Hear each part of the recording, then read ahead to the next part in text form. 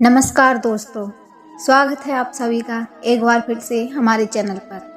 आज हम एक बहुत ही ज्ञानवर्धक कहानी लेके आए हैं, जिसमें कैसे 7 भाइयों ने अपनी एक बहन को मार के खाया था।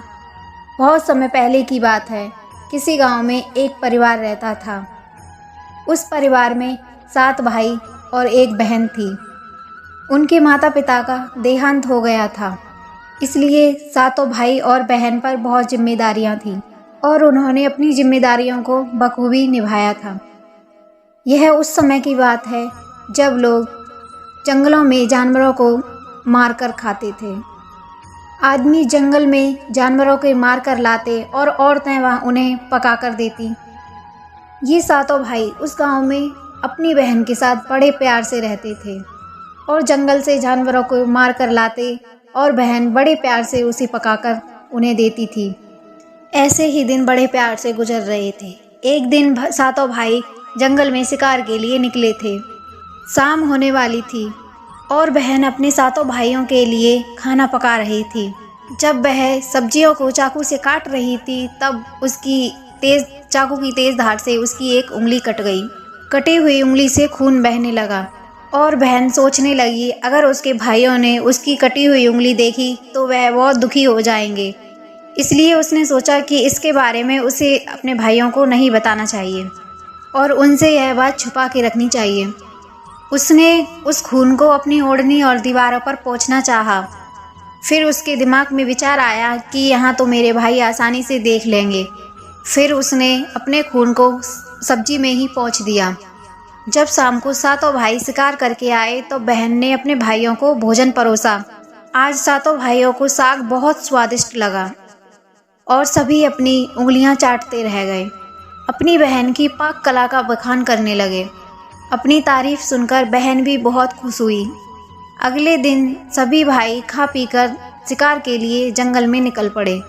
वो शिकार तलाशते तलाशते थक गए थे और एक पेड़ की छांव में बैठ गए और बातों ही बातों में 7 भाई रात के भोजन के बारे में बात करने लगे। रात में बहन ने जो साग बनाया था उसकी चर्चा करने लगे और कहने लगे, इतना स्वादिष्ट साग उन्होंने कभी नहीं खाया। 7 भाइयों ने विचार किया, आज इसके बारे में अपनी बहन से ज़रूर पूछेंगे और जानकर रहेंगे कि साग में उसने क्या मिलाया था कि साग इतना स्वादिष्ट बन गया। जब भाई घर आए तो और अपनी बहन की खाने की तारीफ़ करने लगे। बहन बहुत ही खुश हुई। तब 7 भाइयों में से बड़े भाई ने अपनी बहन से पूछा कि तुमने साग में कल क्या क्या मिला दिया था जो साग इतना स्वादिष्ट बना। बहन ने बहाना बना दिया जिससे उन्हें सच्चाई ना पता चल सके। बड़े भाई ने अपनी सौगंध देते हुए बहन से कहा, बहन मुझे सच सच बताओ। और बहन ने सब सच सच बता दिया और कह दिया कि मैंने साग में थोड़ा सा अपना खून मिला दिया था क्योंकि चाकू से मेरी उंगली कट गई थी। तभी सभी 7 भाई भोजन करके सोने के लिए चले गए। तभी 7 भाइयों में से सबसे बड़े भाई ने कहा, खून की चंद बूंदें मिला देने से साग इतना स्वादिष्ट बन गया तो बहन का मांस कितना स्वादिष्ट होगा।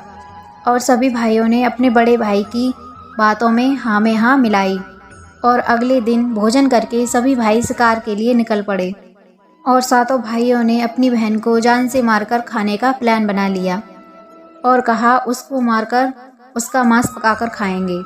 लेकिन यह बात 7 भाई में से सबसे छोटे भाई को पसंद नहीं आई। वह अपनी बहन को बचाने के लिए बहुत बेचैन था। वह इसका खुलकर विरोध नहीं कर सकता था क्योंकि 6 भाई एक तरफ थे और वह अकेला था। सभी भाइयों ने टीली पर बने एक बांस के पत्तों का चबूतरा बना दिया जिसे चांग कहते हैं। उनकी योजना यह थी, बहला फुसलाकर बहन को यहाँ लाएंगे और तीर मारकर उसकी हत्या कर देंगे और स्वादिष्ट मांस खाएंगे। अगले दिन बड़े भाई ने बहन से कहा, बहन अब तुम विवाह योग्य हो चुकी हो और हमने तुम्हारे लिए एक योग्य वर की तलाश की है और तुम सज संवर कर हमारे साथ चलो। बहन अपने भाई की बात सुनकर बहुत खुश हुई और तैयार हो गई। चलते चलते जब बहन थक गई तो वह अपने बड़े भाई से कहने लगी कि भाई और कितना दूर चलना होगा। तब बड़े भाई ने कहा, बहन थोड़ी ही दूर, अब वो टीला दिखाई दे रहा है ना, बस उसी पर जाना है। टीले पर पहुंचकर बड़े भाई ने अपने छोटे भाइयों से कहा कि इसे रस्सी से बांस पर बांध दो। बड़े भाई का आदेश सुनकर छोटे भाई बहन को रस्सी से बांधने लगे। बहन बिल्कुल ही असहाय थी और अपने सभी भाइयों को हत्यारे की नज़र से देख रही थी और वह ईश्वर से कहने लगी कि हे भगवान, ऐसे भाई किसी दुश्मन को भी ना दे।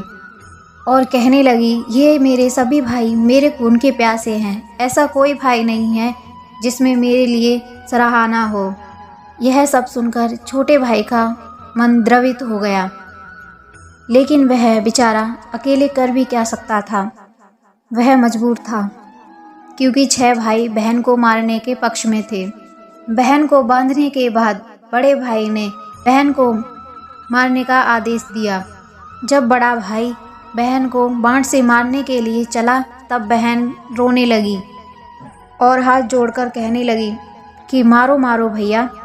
बड़े भाई ने जब बाण चलाया तो उसका तीर सही निशाने पर नहीं लगा और अब दूसरे भाई की बारी थी और उसने भी बहन को मारने के लिए धनुष बाण उठाया।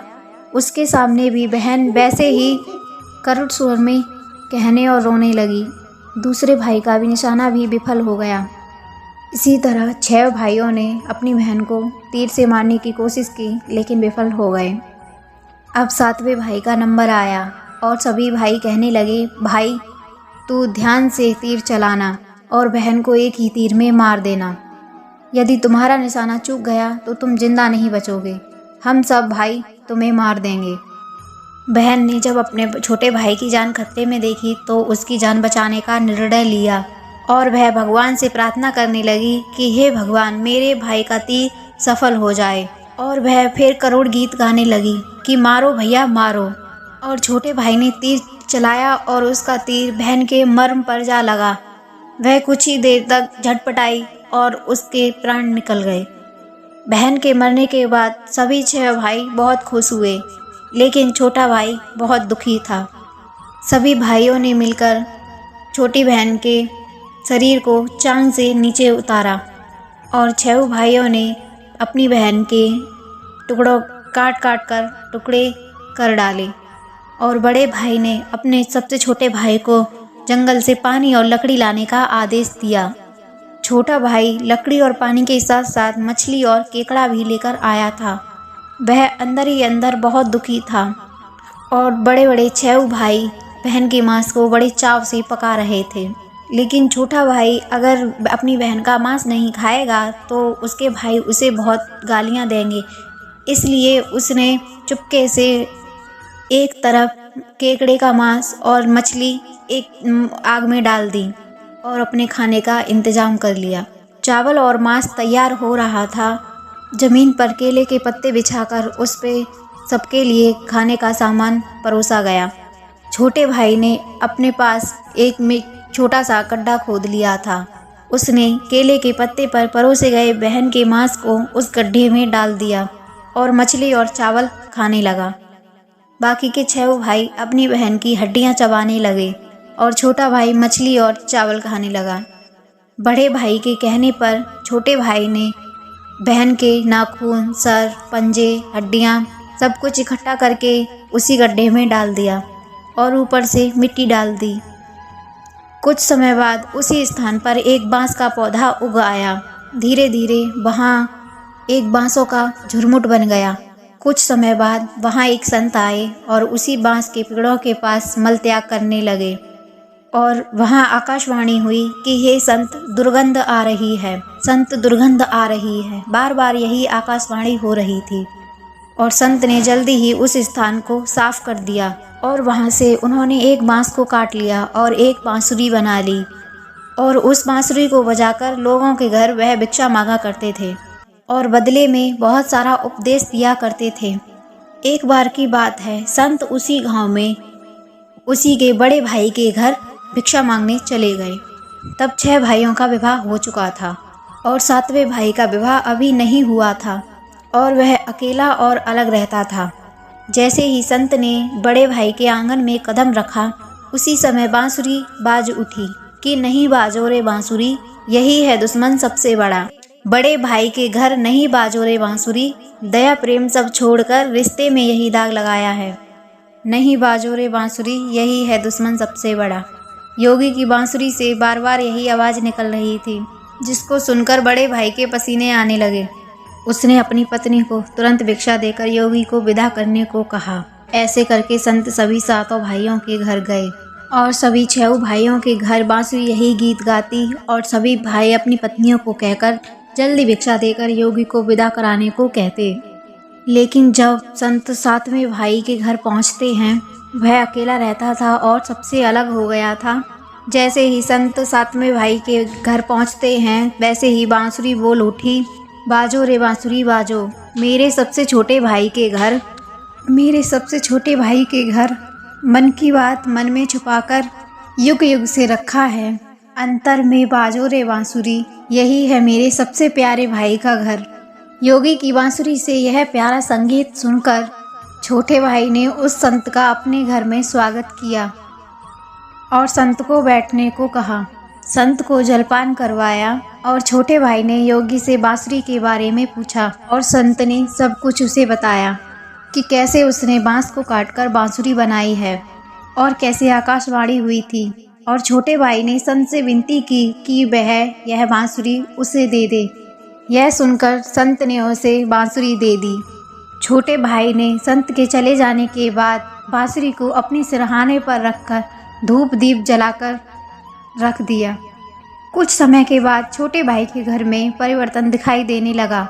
जब वह काम के बाद घर पर लौटकर आता तो वह अपने घर का सारा काम हुआ पाता। जब रोज रोज उसकी गैर मौजूदगी में उसके घर की सफाई होने लगी तो वह अपनी भाभीयों से पूछने लगा कि मेरे घर पर मेरी गैर मौजूदगी में क्या आप मेरे घर का काम करती हो? तब भाभीयों ने कहा, हमें अपने ही घर से साफ सफाई से फुर्सत नहीं मिलती, हम तुम्हारे घर का क्या काम करेंगे। यह सब सुनकर छोटे भाई ने निश्चय किया कि आज वह सब कुछ छुप कर देखेंगे कि उसकी गैर मौजूदगी में उसके घर का सारा काम कौन करता है। इसलिए छोटा भाई काम पर नहीं गया और छुपकर देखने लगा। घर सुनसान होने पर जिस स्थान पर उसने बांसुरी स्थापित की थी, उसी बांसुरी में से उसकी बहन की शकल की एक लड़की निकलती है। उसके घर का सारा काम करके उसी बांसुरी में समा जाती है। यह सब देखकर छोटे भाई को अपनी आंखों पर विश्वास नहीं हुआ। उसके बाद उसने यह बात अपनी बड़ी भाभी को बताई। उसकी बड़ी भाभी ने समझाया कि अगर बांसुरी से वैसी ही लड़की निकले तो तुम उस बांसुरी को आग के हवाले कर देना। उसके बाद उस पर तुलसी जल छिड़क देना, फिर देखना क्या होता है। छोटे देवर ने अपनी भाभी के कहे मुताबिक सारा काम किया। वह बांसुरी से लड़की के निकलते ही बांसुरी को आग के हवाले कर देता है और लड़की पर तुलसी जल छिड़क देता है। तुलसी जल के स्पर्श से लड़की मानव रूप में आ गई। भाई ने देखा ये तो उसकी छोटी प्यारी बहन है। उसने अपनी बहन को गले से लगाया। उसके बाद दोनों भाई बहन बड़े प्रेम से रहने लगे। बहन ने भाई को और भाई ने बहन को अपना लिया और दोनों उसी घर में प्रेम पूर्वक रहने लगे। तो दोस्तों, यह थी 7 भाई और बहन की कहानी। आशा करती हूँ आपको यह कहानी बहुत अच्छी लगी होगी। अगर आपको यह कहानी पसंद आई तो हमारे चैनल को सब्सक्राइब करें, लाइक करें, वीडियो को शेयर करें और इस कहानी के बारे में आपकी क्या राय है इस पर अपने कमेंट जरूर करें। तब तक के लिए जय श्री कृष्णा।